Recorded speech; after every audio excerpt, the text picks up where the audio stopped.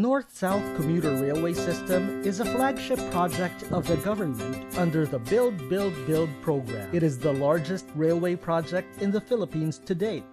The NSCR is co-financed by the Asian Development Bank and the Japan International Cooperation Agency. The project is central to the government's vision of bringing back the culture of rail transport in the country. Once fully operational, the entire North-South Commuter Railway line will reduce travel time between Clark International Airport to Calamba from more than 4 hours to less than 2 hours. The 163-kilometer railway system will have 35 stations and will serve 27 cities and municipalities in the National Capital Region and nearby provinces. The entire North-South Commuter Railway is being constructed in 3 segments: Malolos-Clark, Tutuban-Malolos, and Solis-Calamba. Construction on the Tutuban-Malolos segment started in February 2019 and is now more than halfway through completion as of June 2022. Construction of the Malolos-Clark segment began during the COVID-19 pandemic. With the relentless efforts of the Department of Transportation and Philippine National Railways, construction of the Malolos-Clark Railway project is in full swing. The segment includes the country's first airport railway express service to the Clark International Airport. The railway's southern segment, the South Commuter Railway project, will connect Metro Manila to Calamba and will have 18 elevated and at-grade stations. The signing of the South Commuter Railway Project loan agreement between ADB and the Government of the Philippines in June 2022 marks another milestone in the government's efforts to provide comfort and convenience to Filipino commuters within Metro Manila and neighboring provinces. The entire North-South Commuter Railway will create more than 59,000 jobs during construction and over 4,600 jobs during actual operation. It will spur growth multiplier effects in the economy through supplier contracts and create new job opportunities through better connectivity in the region. The project will contribute to the Philippines' climate change action agenda. It is estimated that by 2040, more than 600,000 passengers will be using the railway daily, resulting in lower greenhouse gas emissions in the country. The government of the Philippines remains steadfast in making the dream of a more comfortable life for every Filipino a reality. Magandang hapon po mga kabayan. Welcome po muli sa ating latest update rito po sa PNR NSCR South, Alabang to Calamba, Laguna mga kabayan. Kung saan ngayon mga kabayan ay naglalatag na rin po sila ng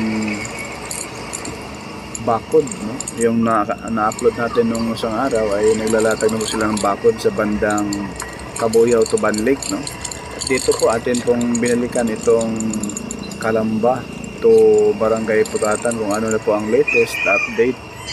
Samahan niyo po si Porta Studio. Ay ito na po mga kabayan. May ginagawa na po din sa unahan.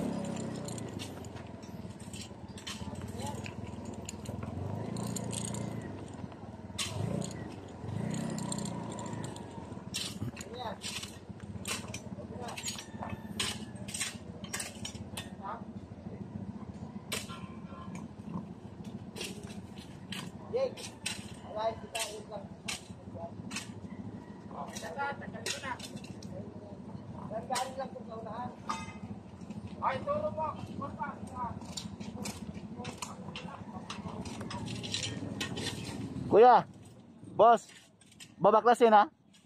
Hindi pa?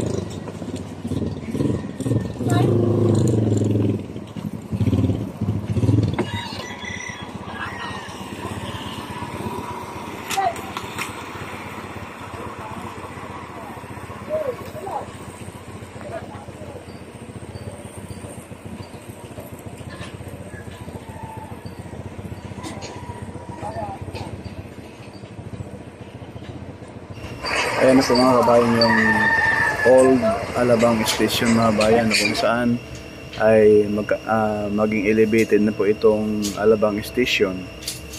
Ayan.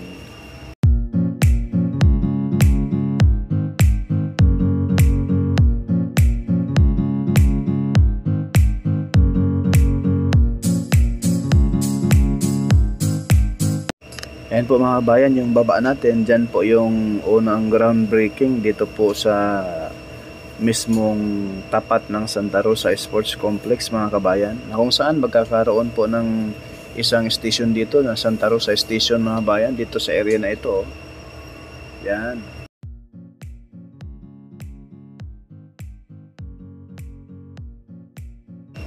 Yan na po yung alignment sa PNR mga kabayan, bandang kanan. At ayan na po yung sa tapat natin yung SM Santa Rosa.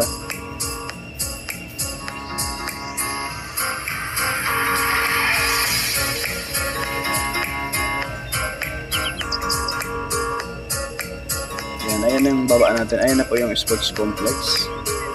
Andiyan po, ayan po, zoom natin. No? Dito po nag groundbreaking kasama po si Mayora Arcelias at yung mga mismong si DOTR Secretary pumunta dito mga kabayan noong Lunes pa po, no? Ayan yung release, oh.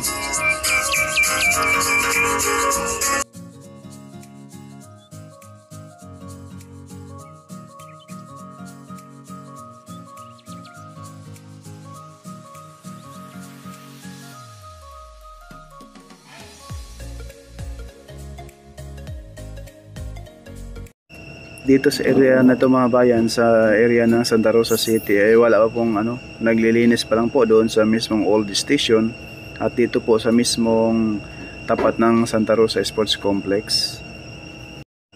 Ayan po yung kaharap sa ating camera mga kabayan, ay iyan po yung alignment papuntang Cabuyao, papuntang Banlic at papuntang Calamba City, no? Ayan na po.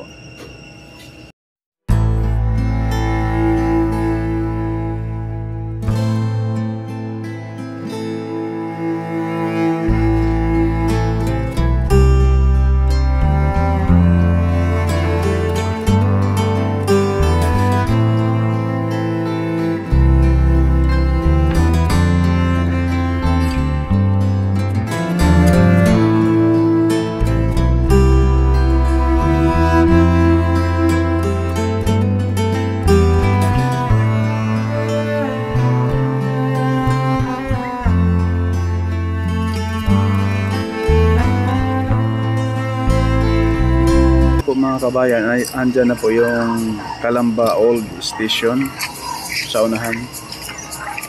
Palengke na po yung unahan, and then yan na po yung old station ng Calamba.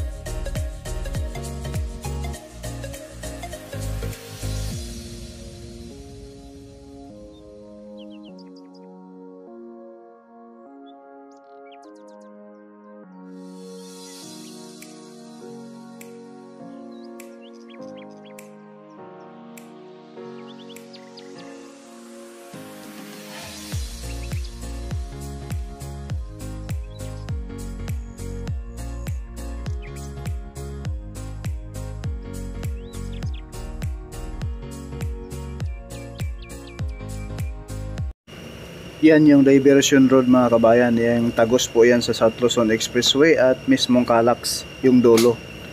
Ayan, dyan po sa kanto na yan, dyan po ay papasok papuntang South Luzon Expressway at diretso na po sa mismong Calax, Cavite, Laguna Expressway. Yung kanto na yan mga kabayan, yan po yung shortcut, no? diversion road po yan mga kabayan. Tagos po yan sa Unilab and then South Luzon Expressway na and then Calax na po.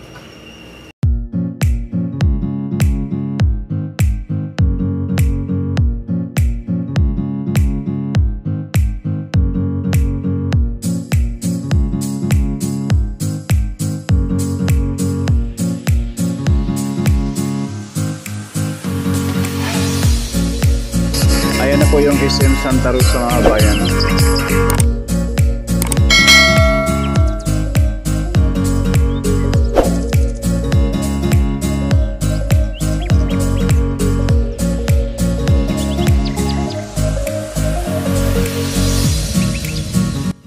Yan na po muna mga kabayan yung ating latest update mula sa Alabang and then Santa Rosa. Maraming salamat po. God bless po sa lahat.